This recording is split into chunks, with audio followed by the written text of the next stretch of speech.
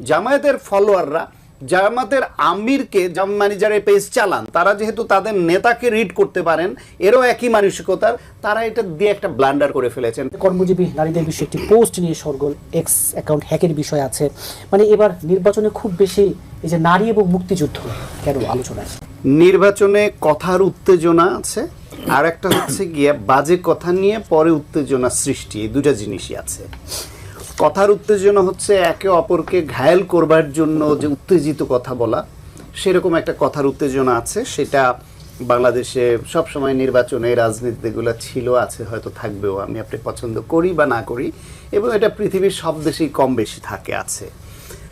আর একটা হচ্ছে গিয়ে অসংলগ্ন, অপ্রয়োজনীয়, পশ্চাৎপদমুখী কথা বলে সেটা নিয়ে একটু উত্তেজনা তৈরি হওয়া এবং সেখান থেকে আবার সরে যাওয়া, অস্বীকার করা এবং সেটা নিয়েও আবার উত্তেজনা হওয়া, সেরকম।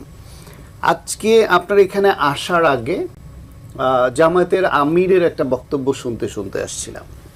চট্টগ্রামে অলি আহমেদ ছাতা মার্কা বোধহয় এলডিপি ওকে আছে, কিন্তু তাদের মার্কা তো ছাতা মার্কা।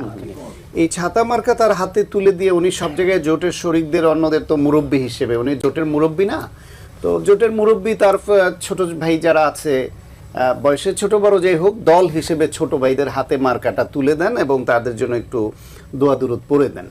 সেই হিসেবে ছাতা মার্কাটা অলি আহমেদের হাতে তুলে দিলেন এবং সেইখানে বক্তব্যে তিনি বললেন যে আপনাদের এইখানের, আপনাদের কৃতি সন্তান এই মাটির, তিনি মুক্তিযুদ্ধের সময় তিনি প্রথম বললেন উই রিভোল্ট।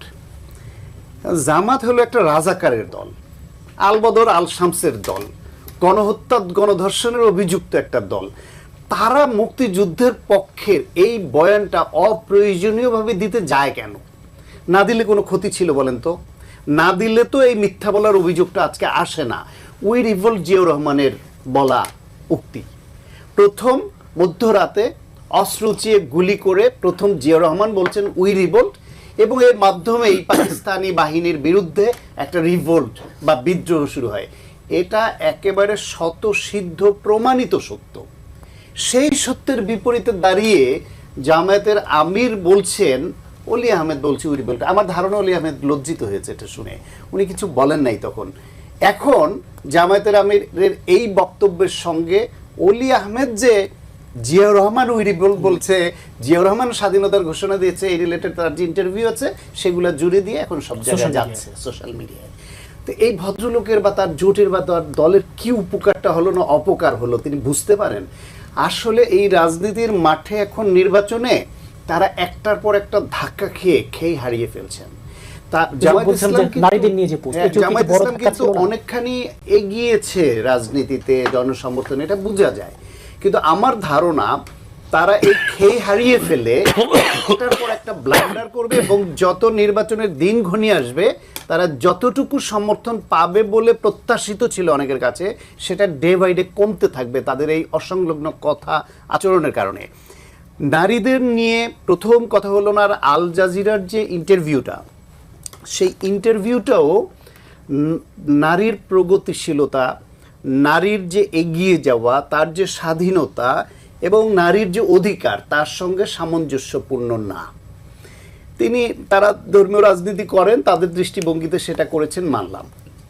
হুবহু উনি ওই ইন্টারভিউতে যেই কথাগুলো বলেছেন তার সব কথাগুলোর সঙ্গে এটাকে মানে একরকম কর্মজীবী নারীদের পতিতার সঙ্গে তুলনা করে শুধু এই শব্দটা যোগ করে একটা এক্স পোস্ট হয়ে গেল।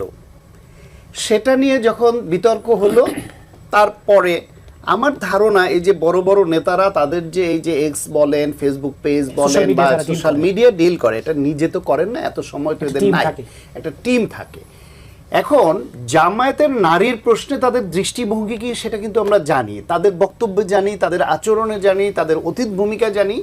ফলে তার টিমে তার যে কর্মী বাহিনী তারাও ওইটা রিড করতে পারে তার আমির বা তাদের নেতারা কি চায়। হয়তো সেই ধারণা থেকে ওই আল জাজিরার ওই বক্তব্যটাকেই হুবহু ওইভাবে শুধু একটা শব্দটাকে যোগ করে, এবং এটা খুব সুন্দর লেখা, কিন্তু ইংলিশে যে পোস্টটা, এটা যেন তেন কাঁচা হাতের লেখা না, এবং ঘুরিয়ে এমনভাবে লিখছে যে সরাসরিও বলে দেয় নাই। যদি জামায়াতকে জড়িয়ে এরকম একটা হাইপ তোলার জন্য কোনো গোষ্ঠী করতো তাহলে এই ভাষার লেখা হওয়ার কথা না। এক, দ্বিতীয় হলো গিয়ে এরপরে উঠলো বললো যে হ্যাক হয়েছে। হ্যাক হওয়া নিয়ে কয়দিন ধরে প্রত্যেকেই একটা কথা বলছেন, আমার কিন্তু ফেসবুক পেজ একাধিকবার হ্যাক হয়েছে এবং সেই হ্যাক হওয়া ফেসবুক যারা উদ্ধার করে দিয়েছেন তারাও আমাকে এখন বলছেন আপনি ওটা নিয়ে পোস্ট করলেন, আপনার আইডিও তো হ্যাক হয়েছিল, আমি কত ঘন্টায় উদ্ধার করে দিয়েছিলাম। কত ঘন্টায় না, বেসিক্যালি একদিন পরে উদ্ধার করে দিয়েছিল।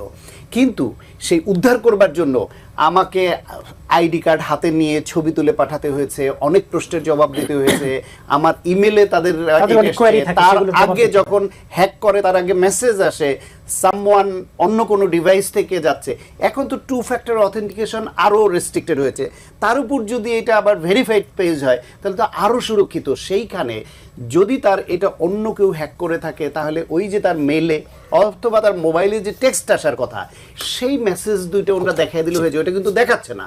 এবং এত অল্প সময়ের মধ্যে উদ্ধার হওয়া, এই মেসেজ না দেখাতে পারা, সমস্ত কিছু এটা মোটামুটি প্রমাণিত যে এইটা আসলে হ্যাক হয় নাই। জামায়াতের ফলোয়াররা জামায়াতের আমিরকে মানে যারা পেজ চালান তারা যেহেতু তাদের নেতাকে রিড করতে পারেন, এরও একই মানসিকতার, তারা এটা দিয়ে একটা ব্লান্ডার করে ফেলেছেন। ফলে বললাম মুক্তিযুদ্ধের ইতিহাস, মুক্তিযুদ্ধ, নারীর অধিকার, নারী সম্পর্কে অবস্থান, এগুলো নিয়ে জামাতের একটু চুপচাপ থাকাই ভালো ছিল, যেহেতু তারা এই লাইনের না। তাদের শেষ করে একটা কথা দিয়ে আর একটা যোগ করি, তাদের দলীয় নারীরা তারা বলছে পুরুষের নেতৃত্বর অধীনে নারীরা থাকবে, এটা মেনে নিয়েই তারা এই দল করে, নারী নেতৃত্বের সুযোগ নাই। সেটা অন্যরা করতে পারেন, ওনাদের ব্রেন ওয়াশ হয়েছে, অন্যরা করতে পারেন। অন্য ধর্মের তারা কেন করবে? কর্মজীবী বিভিন্ন নারী যারা স্বাধীনতা চায় এবং এই যুগে নারী স্বাধীনতা যারা চর্চা করে তারা তো ওনাদের এই ধারণায় আসবে না। তাহলে 51% নারীর দেশে জামাত কত শতাংশ ভোট হারালো আর নিজেদেরকে কতটা তারা অধঃপতন করলো, সেই হিসাবটা তো ইলেকশনে পাওয়া